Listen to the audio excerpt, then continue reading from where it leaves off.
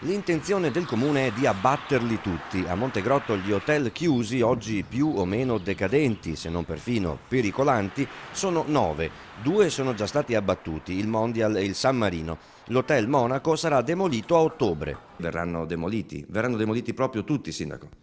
Allora, questa è una domanda difficile, nel senso che molto dipenderà dagli imprenditori e dai privati. Noi faremo in modo che questo avvenga, ma soprattutto faremo in modo, a differenza degli ultimi 15 anni, che il disegno urbanistico sia scollegato da semplici logiche di speculazione edilizia. Perciò in alcune zone la Giunta potrà autorizzare il cambio di destinazione d'uso, tipo abitazioni al posto del vecchio albergo, oppure una casa di riposo come si ipotizza al posto dell'hotel Bagno Romano.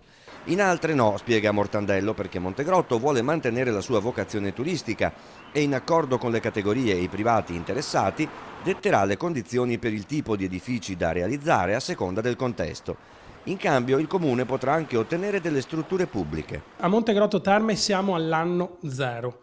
Non abbiamo una sala dove fare il consiglio comunale, non abbiamo un centro dove poter inserire la medicina di gruppo prevista per legge, quindi la funzione che vogliamo svolgere sarà quella di favorire sì gli investimenti dei privati, ma favorire anche gli investimenti che riguardano tutta la collettività.